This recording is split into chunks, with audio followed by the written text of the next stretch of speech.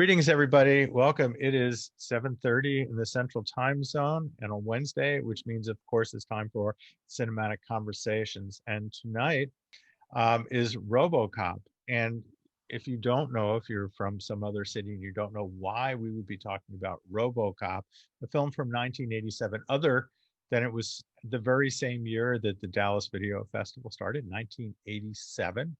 Is that obviously this was a good chunk of this was filmed in Dallas and has a lot of great Dallas locations. It's very important sort of in the sense of, what Dallas is as a film community. So in order to join me to talk about this is our Dallas Film Commissioner, Janis Burklund. Janis, welcome. How are you doing tonight? I'm great, Bart. Thanks for having me. So, Janis, first of all, how long have you been our Dallas Film Commissioner in many different incarnations of what the Film Commission has been? Yeah, we've moved it around a bit. Well, I've been the film commissioner for a little over 18 years.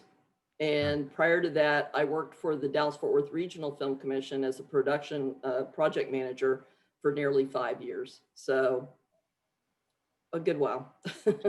So how does one get into it? If somebody said like, hey, I've always wanted to be a film commissioner and get into that, how does one do that? Or should I say, she gets this question every single time she does a panel. So, or the question should be, why should I do that? Yeah, I think that's probably a better question is why would you want to do that? No, I worked in the industry for a number of years. I've basically been in one form or fashion of the industry my whole career. I got a degree in radio and television in college and worked my way through radio and to a TV station, to an ad agency, and then I went to freelance for about 15 years. A good chunk of that time, I was a location manager. And as location manager, your job is to work between the community, the government, and the filmmakers. And so Film Commission is a natural progression. Working as a location manager, you work with the Film Commissions a fair amount. So I saw a need, and I thought mistakenly that if I went to the Film Commission, I could actually maybe have a life, besides just working. That didn't work out so much that way, but I don't regret my decisions either.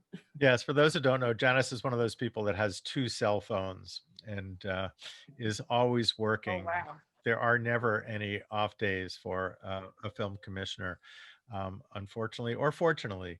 I think one of the things that people don't understand is like, what does a film commissioner do? Well, I've got kind of multi-layered job, if you will. Number one, it's to market Dallas and the region to the film industry, to try and bring production here, to come spend their money, hire people, make their projects. That is a core duty, but to do that, we have to assist them with helping them figure out that this is the right place to be. That can be a multitude of things can spin that. Can be that we have the locations they require. It can be a mixture of things. I mean, years ago, we actually got a pretty good sized feature film because the production manager producer wanted to go to sporting events, and we had probably one of the best choices of going to any kind of sporting event you'd want to here.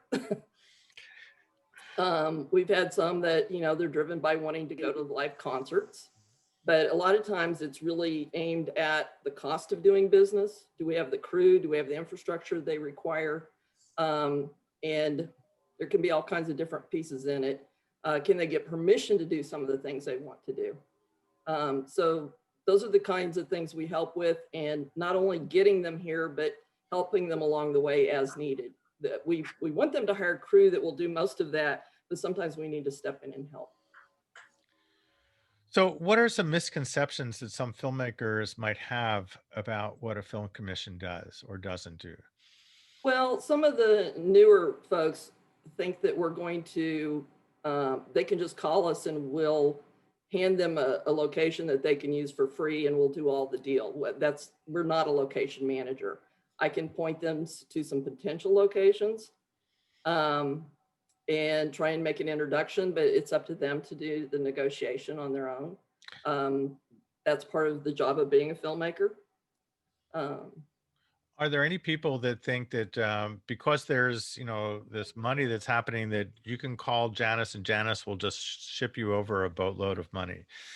Or they think that we can introduce them to people who are just ready to write them the big check to make their films. And that's really not what we do either. That's also part of the job of being a filmmaker, is finding your funding. Look, if I had this well of money, I'd probably go be a filmmaker myself and, and stop just connecting people. I'd make a whole lot more money that way. So let's go back to 1987. What were you doing at that time? And then how did you get involved in this project? I was still freelance. I was at the very final stages of being a PA. I had finished doing RoboCop. I think it was, True Stories in 1986. Oh, wow.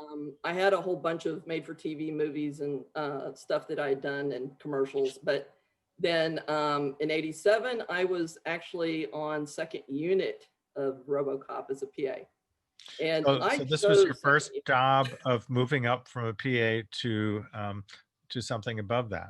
I was just in the process of going to location manager, yeah. And this one came along, and truly they offered me first unit, and I declined it because they were only paying $50 a day per PAs, and they were working deep nights for a good chunk of it, and I was making well more than that on my day rate on commercials and things, and I had already got a sense this is going to be a really tough one. So I said, you know, look, if you need somebody additional on second unit or whatever, and I'm available, give me a call. And I ended up working a fair amount. Some of the fun stuff, actually. So it was good memory. So who was the film commissioner at that point? I don't remember if we had a local one at that point. I don't think the Dallas-Fort Worth Regional Film Commission had started yet. I think it was just the Texas Film Commission at that point. I could be wrong on that, but it might have been the Dallas-Fort Worth Regional Film Commission. So do you want to tell us some stories of things that happened when you were working, and which scenes in particular sort of were memorable to you? Sure. I mean, I don't want to hog all this. I would like to. We'll start with you and then we'll get to others. Well, I was going to say, let's bounce it back and forth a little bit with some of the guys. One of the scenes I worked in a lot, and I can add my perspective after Kevin tells his, but the scene in the conference room towards the beginning where Kenny gets blown away by the robot and dies on the city. I worked on a whole bunch of that because we reshot it over and over again. But he's the one who really needs to tell the good part of this one. So Kenny, what do you remember from that scene? Well, it was stage one at Las Colinas where we did those reshoots. And let's see. So it started as for me, it started as a project in the summer between my first and second year of grad school at SMU. I was in the graduate acting program there. And during the summer, I'd done some commercials and little extras and things like that. So I had an agent back in Nebraska before I'd come to Texas. So I got an agent, a wonderful woman named Peggy Taylor, which anyone who's been in the business would know, you know, was the first agent in the region. And so over the summer, I said, I got this agent, and she said, well, we had this little film and go read. And I met this madman that she's crazy, jumping around the room and trying to explain this stuff. And so I got the part. And the thing about it was just like 5 lines. Maybe it was basically a day player. But we shot for a week in I think, was it Thanksgiving Tower? What was the actual building downtown? It was Renaissance Tower. Renaissance Tower. So we shot for about 3 or 4 days in Renaissance Tower, and a month goes by. And I'm getting ready to go back to graduate school for the second year and do some Shakespeare and the like. And I get a call from Peggy Taylor, and she says they want to do some reshoots with you, 2 or 3 days, maybe. It's kind of an open window because there wasn't enough blood. The director was insistent there's just not enough blood. So they they rebuilt the entire conference room from the direction of the camera, you know, towards that fake city, and we reshot that scene with the squibs over and over and over again for 3 solid days. And legend has it, because there's got to be an urban legend for something, is that still to this day, or well, at least in the last 10 years, you could find speckles of fake blood in the fly racks where they hang the lights on stage 1 at Las Colinas. So that's what I recall from that. And I actually think that is true. I think you may have told it to me. I was on set then, actually in both locations. My job at Renaissance, this will give you an idea of the blood splatter going on here, was to wipe the blood splatter off the big ceiling to floor windows. I had to get up on a ladder and wipe the blood. Every time we did those scenes, I had to wipe all the blood off the windows. And I don't like heights. We were 70+ stories up, and I was on a ladder in addition right next to the window. So I had to really put my mind in Zen mode to be able to do that. But yeah, that's a memory I won't forget, is cleaning that up. But Kevin, do you remember how the blood packets kept growing? Yeah, so I hope I'm not spoiling the documentary. You know, they made a documentary a couple of years ago. Some British guys came over and they did a making of RoboCop and then the whole franchise after that. And they still have yet to release this documentary. So this is a story they think they have, you know, proprietarily, but I'll share it with you guys too. Don't tell anybody. do we have to sign a non-disclosure agreement? Yes, we'll get to that. So the director, as widely is known, is a complete madman. And he was obsessed with the idea that there wasn't enough blood. And so we were doing these reshoots, and the way, you know, I'm sure most people know that the way squibs work, is that Mark Birnbaum? Hi, Mark. The way squibs work is they're like little firecrackers on a $50, so that it's like the size of a large coin, but the firecracker only shoots one way. So they sew these things into the lining of your clothes, and then they take condoms filled with stage blood, and they put the condoms in front of the firecrackers, which are one way going out, and then they sew them in your clothes and they wire you up. And then when you get shot, you react to it, but you're actually reacting to, you know, firecrackers going off on your chest. And it turns out these fucking things can really hurt, because they're gunpowder and they're shooting like a short distance. So if you get your arm in front of one of these things, it can literally blow fragments of metal and shit into your skin. So it's a reasonably serious stunt, some would say. And so isn't that like what you're supposed to do for realism as an actor, to be true to the form and in the moment? Fuck off. So that's what the director would say, right? So legend has it that Paul Verhoeven just could not get enough blood, and he was kind of railing on the effects guys that were setting up these series. So like first they'd shoot like a section of it, and then they'd reload the suit that was already dripping blood. So it was like days inside this corn syrup crap. And so the final big shot was they laid me on the tables halfway through the sequence, and they reloaded all of the squibs when he was already halfway blown up. He's laying on the table. And at lunchtime, they were in the commissary. They used to have a commissary at the studios at Las Colinas, and they were serving spaghetti squash for lunch. And the FX guys looked at each other, and they took a quart baggie and they filled it up with spaghetti squash and brought it back over to stage 1 and put 4 more of these squibs right in the middle of the body, so that when it went off, it would just spray guts everywhere. And so that turns out that when they went to release the film, the rating agency kept giving it an X rating, which is right. It was a high rating at the time. And they had to resubmit the film 24 times.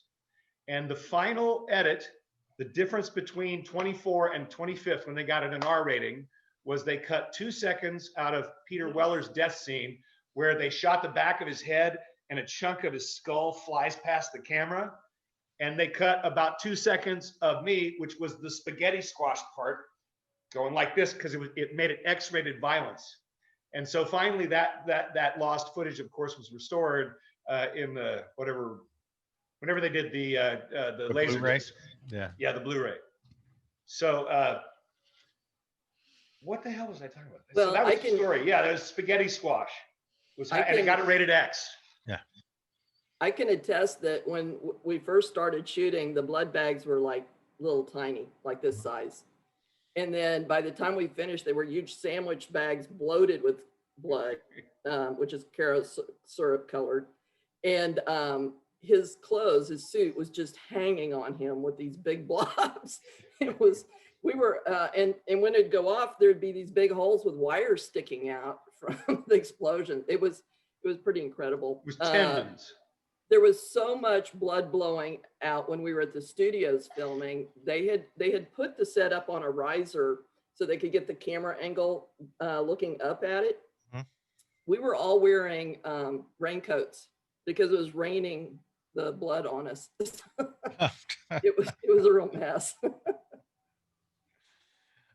So who else do we have who has some stories about being in the film? Yolanda, do you have some stories? Oh, wow. I do have stories. This was my first film. I was a baby. I was in college. The year before, I was working for the Bureau of Alcohol, Tobacco, and Firearms. And I was, my job, I used to order ballistic vests and jumpsuits for special agents. So I remember my first memory going to a wardrobe being fitted for the ballistic jumpsuits that, because I played Ramirez, one of the police officers. Mm-hmm. And I remember Ed Neumeyer giving us this backstory about how he named all of the police officers after like famous criminals and, serial killers. And I was named after Richard Ramirez, if I remember correctly. And part of my job the year before, I'm really dating myself now. I was working for the Bureau during the Reagan administration, so there were cuts. So left there and I went back to school. And so here I am learning I already knew how to shoot a firearm that was not on my grocery list of things to accomplish in life. Trust me, for me, once I got on set, because I did know how to hold a gun, I did know how to shoot. And my first day, I remember being 100 degrees. We were in that, the old high school downtown. Is that Crozier Tech downtown? And it was Crozier Tech, yeah. Yeah, Crozier Tech. And it's that long shot of all of us. I mean, we were inside the co-ed locker room. And I remember just being so hot and just sweating profusely. And I probably lost like 10 pounds a day because it was such long days of shooting. But I remember just thinking how, wow,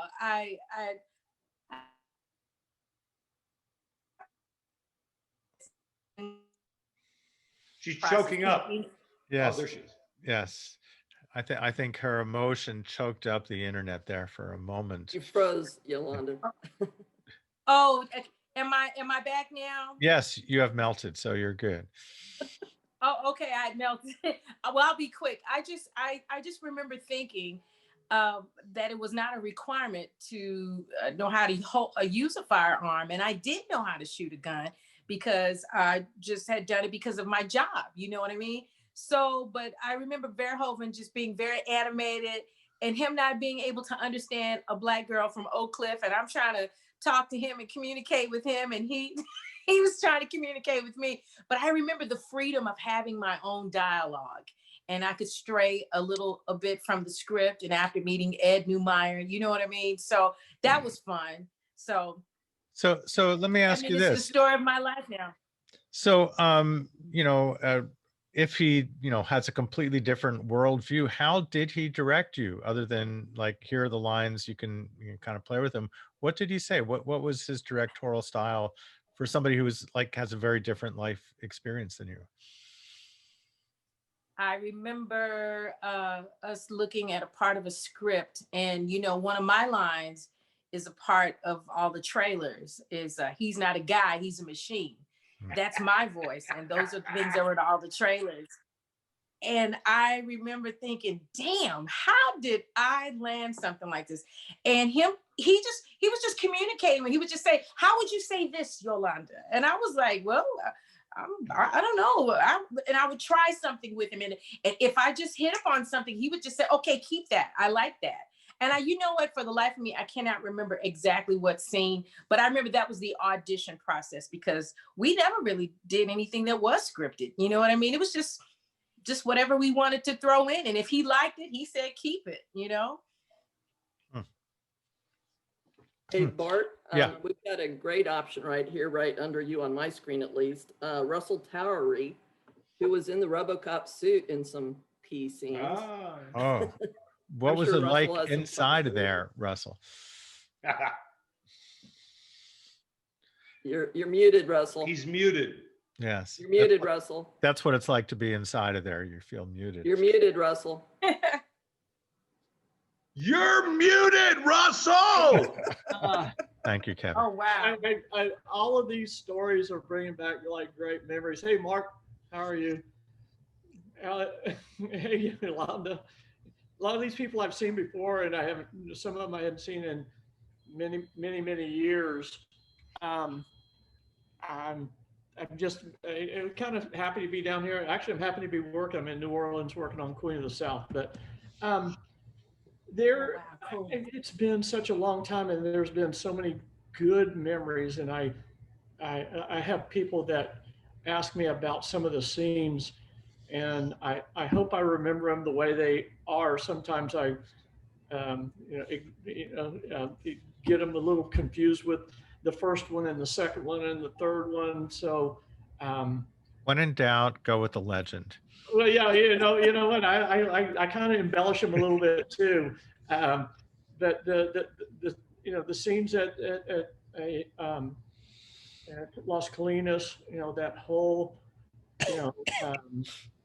scene where Ed 209 comes in there, and that was one of the days that I actually kind of got hurt. I don't know whether anybody was there, but whenever they're firing the rockets out of Ed 209, I didn't get out of the way quite as fast as I should have. But I remember that Yolanda, I was telling you that whenever last time we saw each other, that the first day I was in the suit, it took me 8 hours to get dressed, and it was about 104 degrees.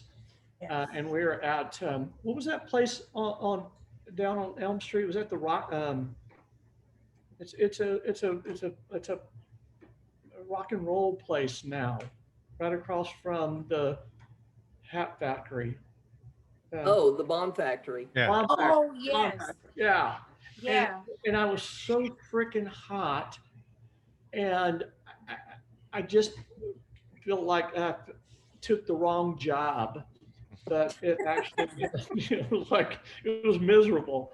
8 hours, and then I was on camera for about I don't know, 10 minutes, 15 minutes. But it's probably one of the best experiences that a young stuntman could ever experience, especially just being a Dallas guy. That generally all those big parts went to the LA stunt guys. Yeah. We never got. I mean, everybody, the local guys know that. We were always just throwing a bone here or there, and we ended up making something that became bigger than what was on the script or whatever. But I kept on, just going, God, is RoboCop ever going to do anything cool? And then all of a sudden,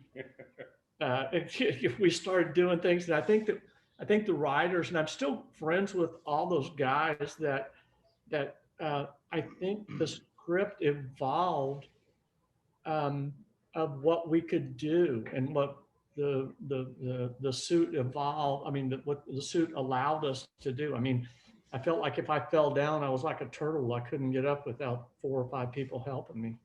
So, Hey, Russell, you have to talk about the gas station when it blew up. Oh, Yeah. man. Oh, yeah. You know, Yes. speaking of iconic, that would be the second to the 100 squibs that you had on you on that table. But it was, I didn't really realize how big that was going to be.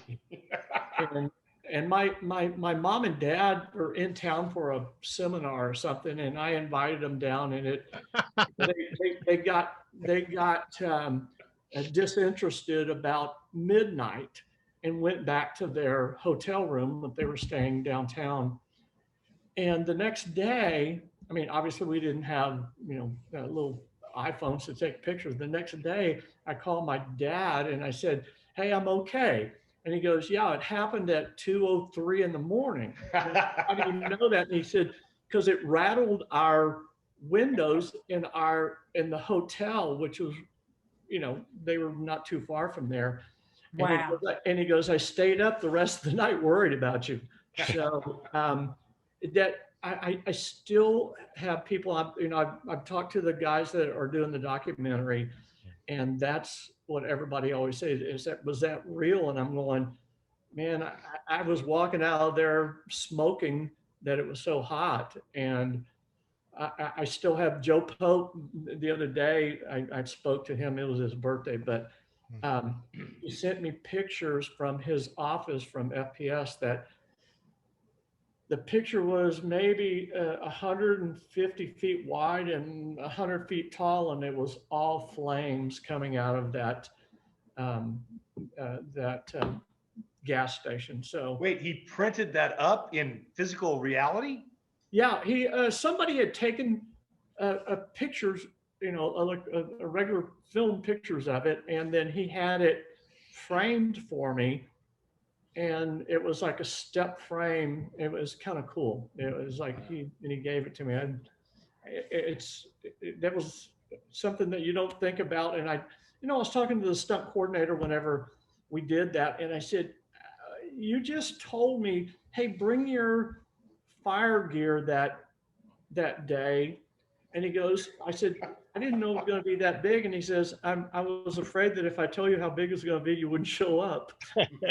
So anyway, it's kind of cool. I can add to that the fire department didn't realize how big that was going to be either. Yeah, the fire department came about 10 minutes later, and wasn't the fire chief there? And he goes, Well, I understand. I wasn't there. My understanding is yes, and they were a little distressed about it. And truly, it took us years to be able to get to do those kinds of stunts again because they didn't trust Wow. how big it was going to be. Yeah, from what I understand, not all the fire stations were told that they were doing it, maybe just the downtown, but whenever that happened, people were calling in to the other fire stations, and about after the fire was put out and everything was done, all of a sudden 4 or 5 fire trucks come pulling up, and the chief of the fire police, chief of the fire department was there, and he was like, look at them going, "Hey man, it didn't take y'all long to get here, about 15 minutes too late." So, Good work. If my memory is correct, I remember stunt people discussing the color of the gasoline coming out of the pumps. They were using cranberry juice. Does anybody remember that? I don't. Nobody? I don't know that what came out of there, but it was pretty iconic. Yeah. I just remember all the flames. So I have pictures. I mean, you can. I looked at the guys that are doing the documentary.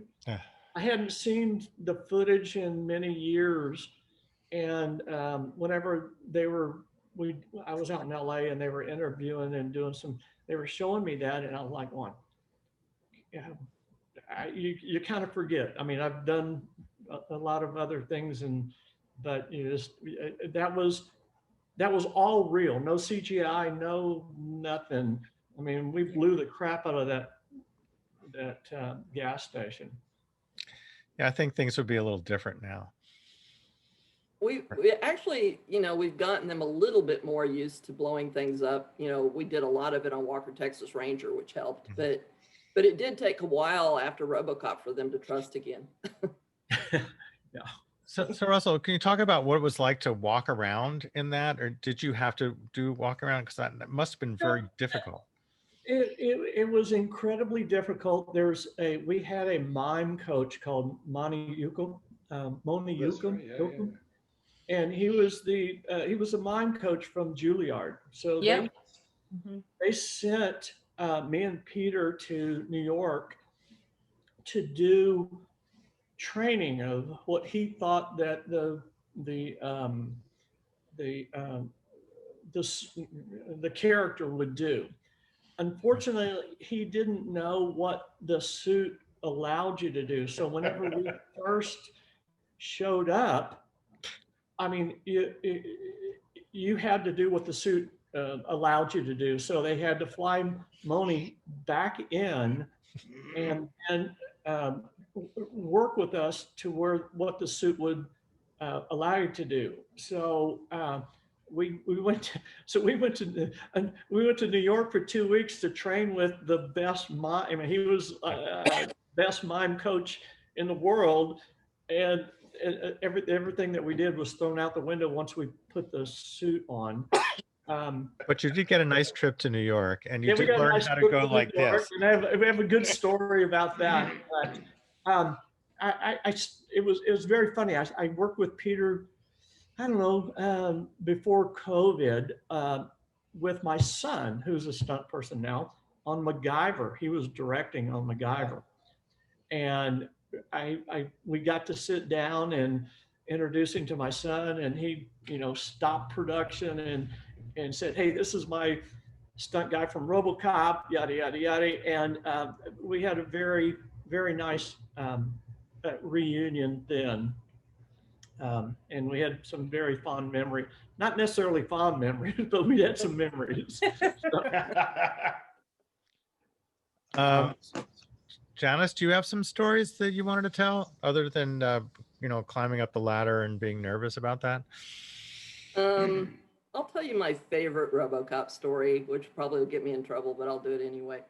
We were working on the scene with the Brinks truck, chase down by Reunion Tower, passed down Hotel or Sports Street. And we were down there for at least a couple days or more shooting there. And luckily I got to work on scenes where some of the key cast members were on it. And this was one where both Peter and Nancy were on set. So I got to meet them.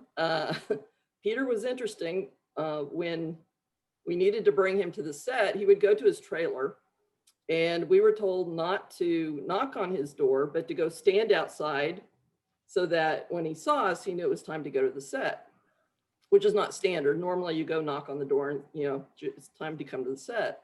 So he was very adamant about it. Let's just say that we do it that way. I was told to go get him to bring him to set. I went over to his trailer. Nobody's coming out. The ADs are calling me on the walkie going, "We need him." And I'm like, "He's not coming out." They're like, "Well, knock on his door." I'm like, "He'll kill me." And they're like, "Go ahead, we'll take the blame." So I knock, no answer. They're like, "Okay, well, open the door and call to him." I'm like, "He'll kill me." They're like, "That's okay, we'll protect you." So I open the door. He's not in there. He's like MIA, he's disappeared. Now we're down in the middle of nowhere. I mean, we're down that road, not that far from Reunion, but we're down the road a bit. And he's in RoboCop costume, right? So we do a all call to everybody trying to find Peter. He's disappeared. He's not in his restroom. He's not in any of the trailers. And so we're all just like going, where the heck could he be? And how did he, without somebody seeing him walk off in his RoboCop outfit? And finally, one of the ADs thought to just call the production office and let him know that we've lost Peter. And they sent someone up to his room at the Hyatt there at Reunion where they were staying. And he had walked back to the hotel and was taking a rest. So, In costume? in costume. Oh my God. So he walked all the way to the hotel from down the street and went up the elevators. That's funny. Oh my God. I have never heard that one before. Me Yeah. either. Now, could Nice you story. imagine being in the elevator with that? Right? And the film's not out, so you don't know what this is, except Right. there's this. Look, hey, being downtown Dallas as a weirdo is nothing new, but I'm sure that That was new. just takes the cake. Yeah, that's a new one. After that, we had to play like the spies, and everybody always had to keep an eye on Peter. But he would, if we were too close to him and he saw us watching, he would get mad. So we would have to do we're looking at something else, and okay, it's your turn, you take him, kind of pass off thing. So, that's a strong memory. I got to drive Nancy Allen back to her hotel on another occasion, and she was extremely nice, very sweet person, even though she was in my rattle trap of a car I had back then. So, those are my primary stories. So, Janis, let me ask you this. So this film says it's in Detroit, but it's obviously shot in Dallas. What does it mean for the city to have films that are, shot in Dallas and have some iconic images? And why didn't they just say this took place in Dallas? Did we not have enough crime? Yeah, I think that Detroit had an image that they were playing off of to start with. What they liked about Dallas, Ed and Michael had told me, was that, they had the shiny new buildings of Dallas, but around the outskirts, you had the grittier urban stuff that they wanted, that kind of they could transition to. The only thing they weren't able to find here was the steel plant. They went to Pittsburgh for that, so those scenes were there. But pretty much everything else, I think, was here. They have been working on another script. It's kind of gone off and on. I hope that it gets revived, and I hope we get a shot at it. And maybe it'll be Dallas this time. But it's nice when it says that they're in Dallas when they're here. But some of our biggest shows that have actually caused film tourism, and it really is a thing, people like to go visit where they've seen film and television shot. Shows that weren't even set here sometimes get some of the biggest reactions. I officed in City Hall for 10 years, and my window looked right out on the plaza, and could often see people out there taking that RoboCop shot. And you knew that's what they were doing. You could tell by the way they were looking and moving around. They were doing the RoboCop image. So, Hey, Janis, are you there? yeah. I don't know, but I think that this is one of the reasons why they came to Dallas, or why Verhoeven liked it, was because of the building that had the green neon lights going up. Yeah. Bank of And America. I think they liked that because it was one of the first buildings ever like that. But once we started shooting, those lights, something happened, and those lights, it was a malfunction and they didn't work. So you never saw the green lights in the film. Yeah. Yeah. From the I pavement, I think don't remember early that. on the argon gas had a misfire. But Yeah, whatever it was. Anyway, I think I remembered that being part of it, but yeah, but they did like that we have a very modernistic, lot of glass skyline. That had a lot to do with it. But no, we've gotten a lot of people coming to visit Dallas that, we actually have some then and now photos on our website that need to be updated because the city's continuing to change. But people access that all the time. We can see, the traffic. Another show that wasn't set here that got a lot of interest was Prison Break.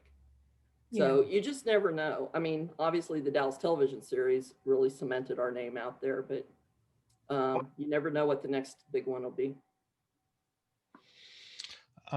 Any other stories any of the rest of you have about the filming of RoboCop? I do. This was my first film. So I hit the ground running, trying to learn terminology, learn about the blocking, the schedule.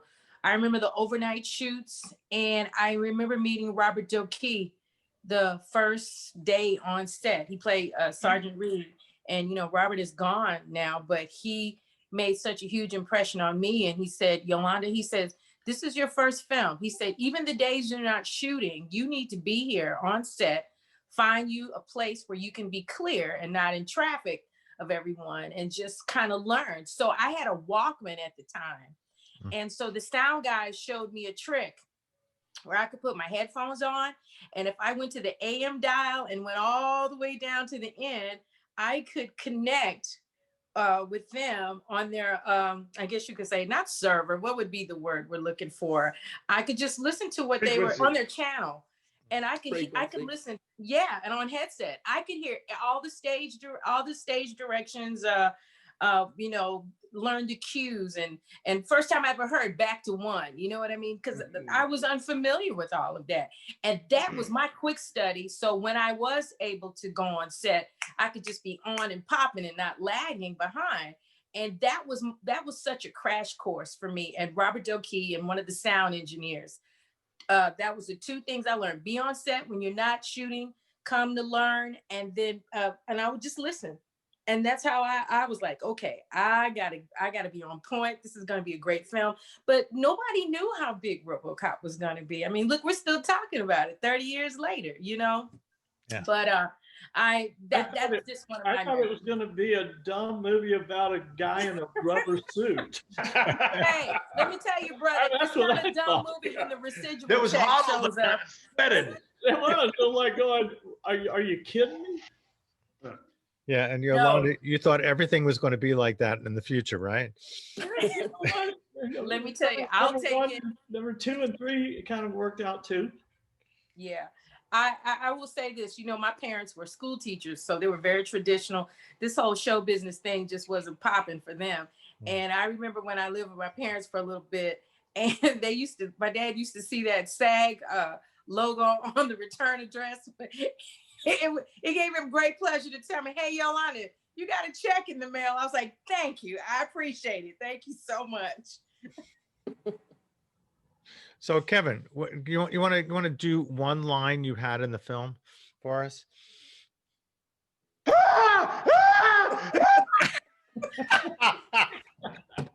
That's funny. Oh my gosh. Okay, he wins. You asked, man. Hey, I don't think we can top that at all. So how has this film affected your careers for you know, Yolanda and Kevin and all the rest of you, Russell? You know, did it make a difference? Did things open up for you after that? Well, I'll tell you this, as a local 24-year-old stunt guy, it was my career. I have, and I want to thank, you know, everybody that's on here that I've worked with, that I'm now in my 40th year as a stunt man, stunt coordinator, second unit director. I've done over 200 features. I did 9 years of Walker. I did 4 years of Prison Break. I did Pirates of the Caribbean 1, 2, and 3. It has launched me like no other, and it kind of put me on the map on the LA side of it. I mean, because no one even knew of that. I mean, the only thing that I worked on before then was, you know, Dallas and a couple of TV movies. But whenever RoboCop came out, all of a sudden we were elevated, not only the local stunt people, but the local actors and the local Bob Wald, Bob Driscoll, all these, the lighting directors, the Carrie Wright, the grip. It actually elevated our status in the film business incredibly. And you know, Juan Romero, I can name all these guys that all of a sudden, I mean, Bob Wald is a huge sound guy that moved to LA. Driscoll is a DP now. We've all benefited from from this movie, and incredibly, it's one of those ones that I still get calls from people that, I mean, want my freaking autograph. Who the frick wants my autograph? But you understand what I'm saying. I mean, you go to Comic-Con, and RoboCop is still one of the premier shows at Comic-Con. And anytime that I put on my, I mean, still RoboCop is at the top of my resume list. So whenever I turn that into a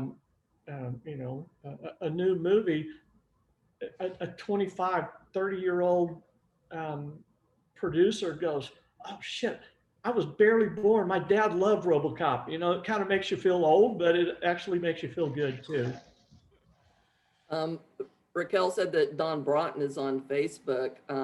Another part of the sound team that was my favorite part of the film was the sound. I used to just play the scene of where RoboCop walked into the police station, which was the sound of him walking in.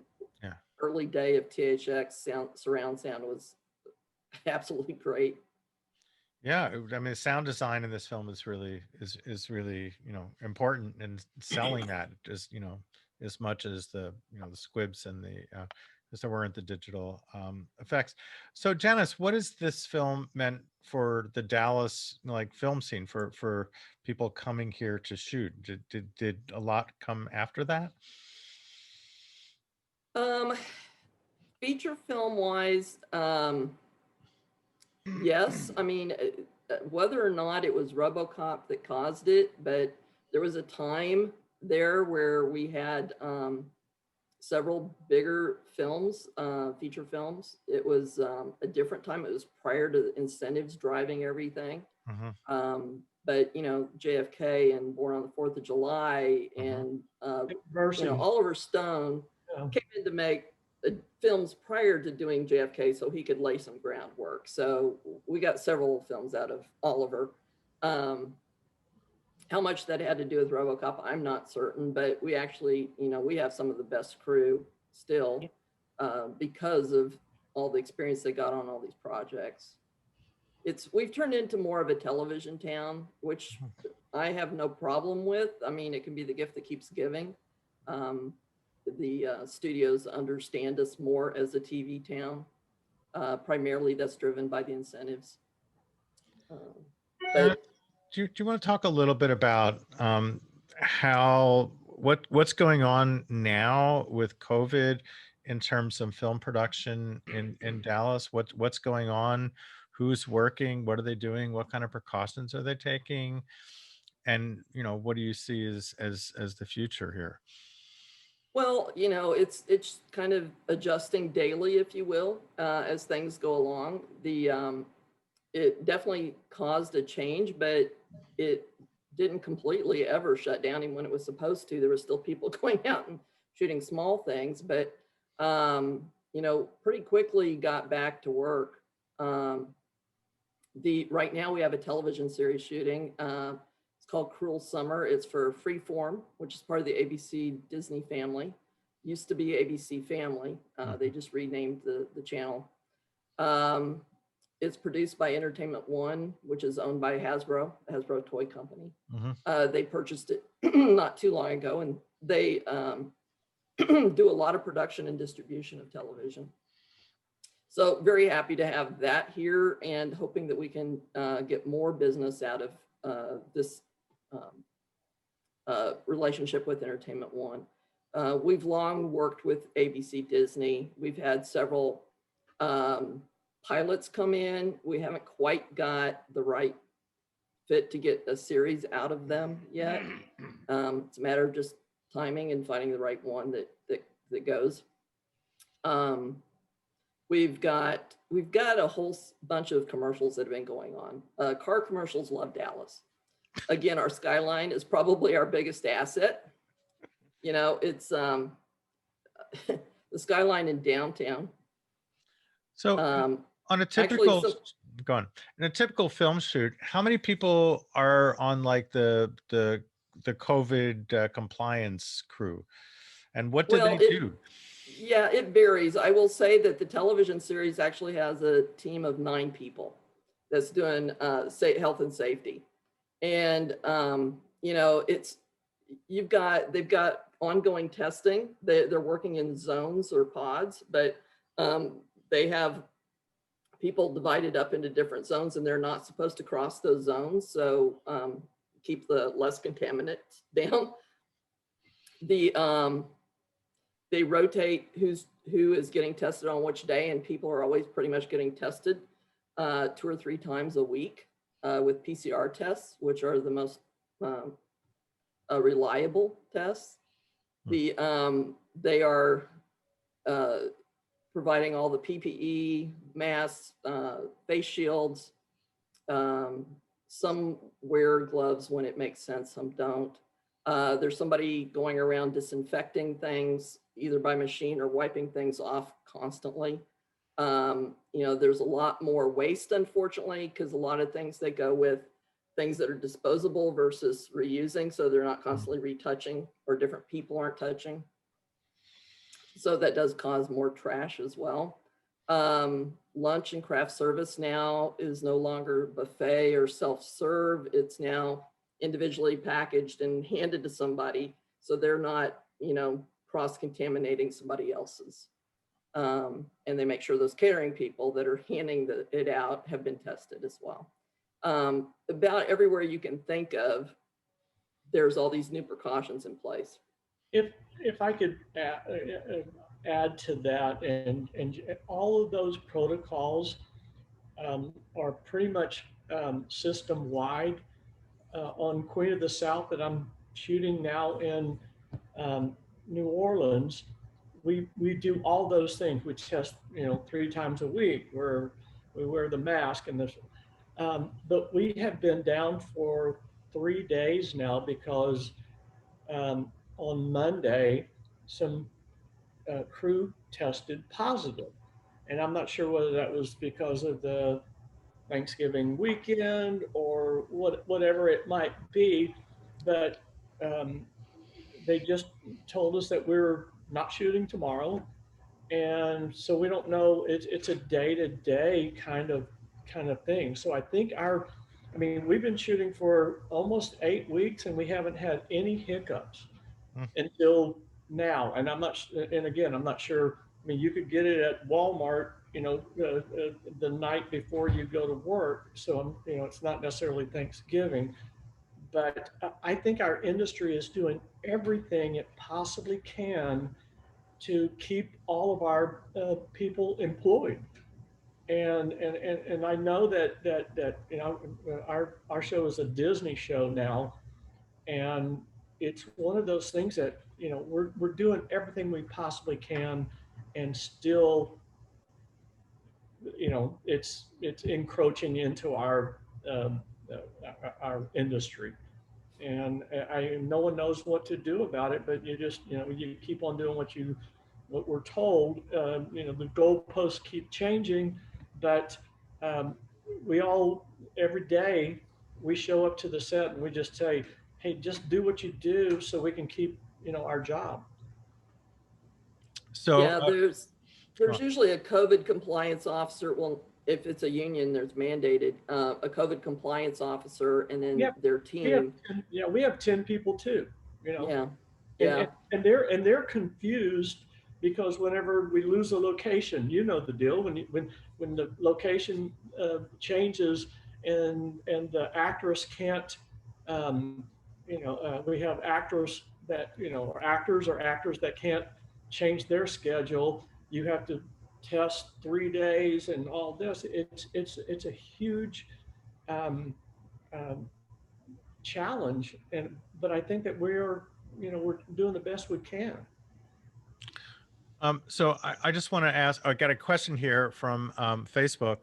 I would love to know where the parking garage for the Detroit police was filmed, not the Crescent Hotel garage where Robo gets shot by SWAT, but where the carpool garage where Murphy, Robo, scrapes the bottom of his car where he goes up the ramp? That's a very specific question. That's where JFK was shot, right, Janice? I think it was the old municipal building, but truly, Yeah. I don't remember. No, it was the right where not JFK was shot. Where right Lee Harvey. Yeah, Lee Harvey was shot, and we went out. That was the basement of the old police department or something? That's my best recollection. That's where it was. I can't think of anywhere else that has that kind of a ramp exactly. Yeah, it is, because we all took pictures. I wasn't on set at that point, so but I'm pretty sure that is right. So Yolanda and Kevin, I'd like to know what you're doing now, because Russell got to say what he's doing. Wow. Well, I'm working in TV news right now. I work at a CW33 affiliate here in Dallas, Fort Worth. I still, I haven't done any acting in quite some time. I've been doing mostly voiceover work. And I mean, you know, you get settled in you become a woman of a certain age, and you just don't want a lot of foolishness and a steady paycheck and Blue Cross and Blue Shield. You know, let's just be honest here. I'm not digging the AARP mail I'm getting in the mail, but hey, but you know, I'm still in the business, and I work with a lot of young people who, when they figure out that I'm in the movie, they pull out these Sharpie markers and want me to sign their DVD box sets, which is it's very humbling, you know, but it's cool because I didn't realize that it would just carry on. So even with this generation, so I'm flattered, you know.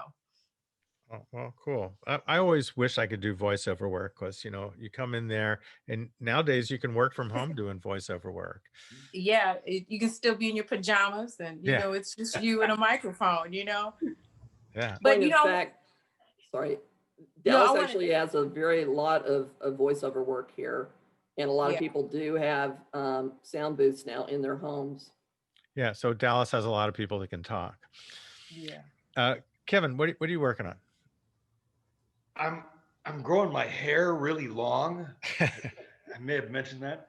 I'm producing music and waiting for the pandemic to end. I effectively have not been in a business since March 16th, other than a handful of things like a doctor once in a while. So I'm looking forward to getting a fucking shot in my arm and getting the fuck out of here. So I love my family, but 8.5 months. Tell me about that pinball machine behind you. Does it actually work? You know, this is crazy. So I got this RoboCop pinball machine several years ago, and then it got all glitchy. So you have to when you have a pinball machine, you got to get a pinball machine guy. Yeah. And so the pinball machine guy came and he looked at it and he fiddled with it and he cleaned it all up, and he said, you got to have a main board, and they're very hard to get, almost impossible to get. You really, Jesus, thousands of dollars. I mean, they're not even available. I've looked at all my sources. They're not available at all. So for a couple of years, the thing just turned off. And then my wife said, you know, let's get another pinball guy to look at this. So another pinball guy came by and he said, oh yeah, well, that needs this little chip, which is about $5, and I cleaned it all up for you. And so here you go. Until recently now, I'm not sure I could play on it right now because I lost the key to open it up, and I need to do a reset. But anyway, yeah, it works. There's a video somewhere of me and John Davies having a pinball war, because John Davies was he was one of the cops too, right? Oh, John was one of the cops? Oh, that's nice to know. Oh, yeah. So anyway, hey, thank you all. Thanks so much, Janis. Everybody, good to see you. Russell and Jesus, even Mark. I got to hop because I'm like half an hour late for dinner, but I love you all, and happy holidays. Stay safe. Well, thank you. And indeed, we're only supposed to go an hour anyway, so we're 1 minute over time. But Janis, do you have any parting words for us? As our film commissioner, you can bless our event here. Well, I just hope you all are safe and have a great holiday season. And I look forward to hopefully seeing y'all before too long in the new year. And maybe we'll get that shot in the arm where we can actually see each other in person. All right. Excellent. Later, guys. Bye-bye. Thank you. Thank you all for coming, all of you who joined us, and we'll see you next week, next Wednesday night. Thank you so much. Appreciate all of you.